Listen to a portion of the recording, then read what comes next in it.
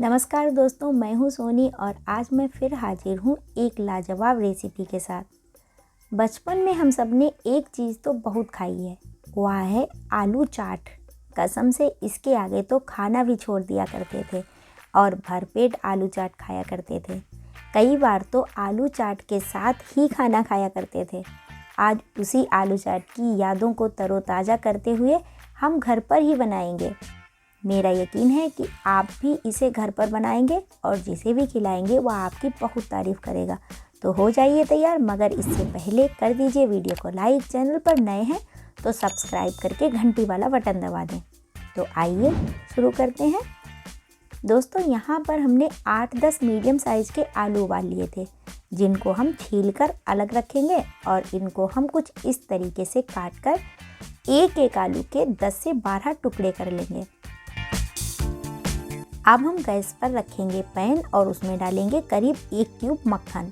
मक्खन पिघलने के बाद 1 चम्मच जीरा डाल दें और जीरा तड़क जाने पर 2 चुटकी हींग डाल दें और अब डाल दें काटे हुए उबले आलू।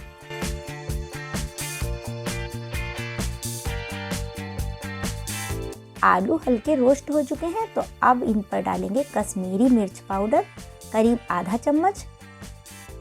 अच्छी तरह से मिक्स कर देंगे और अब करते हैं आलू चाट में जादू भरने की तैयारी।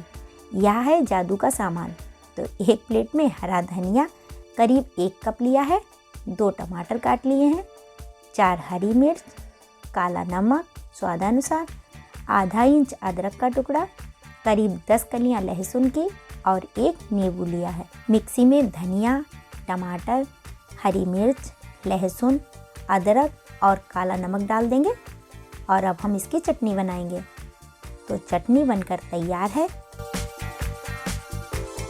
तो इधर पैन में हमारे आलू ठंडे हो चुके हैं और अब हम इन्हें एक बाउल में पलट लेंगे और अब इन पर डाल देंगे चटनी।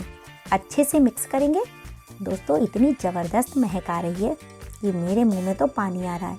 यह इतनी ज़बरदस्त बनी है कि जो भी इसकी महक सूंघ लेगा, पेट चाहे जितना भरा हो, इसको खाने से खुद को रोक नहीं पाएगा। तो आलू को अच्छे से मिक्स करने के बाद हम काट लेंगे थोड़ा प्याज। हमने प्याज के लच्छे काटे हैं। तो अब बारी है सर्व करने की। आलू को कटोरी में रखने के बाद इस पर नींबू निचोड़ेंगे। तो आलू चाट का आप लीजिए आनंद और हमें कमेंट करके बताएं कि आपको यह रेसिपी कैसी लगी। दोस्तों, हमारी वीडियो अच्छी लगी हो तो लाइक करें, चैनल पर नए हैं तो सब्सक्राइब करके घंटी वाला बटन दबाना ना भूलें। दुआ करती हूँ कि आप सभी स्वस्थ रहें, मस्त रहें और हमारी नई नई रेसिपी की वीडियो देखते रहें। इसी के साथ लेती हूँ आपसे विदा। फिर मिलती हूँ किसी जायकेदार और धमाकेदार रेसिपी के साथ। तब तक के लिए बाय बाय दोस्तों।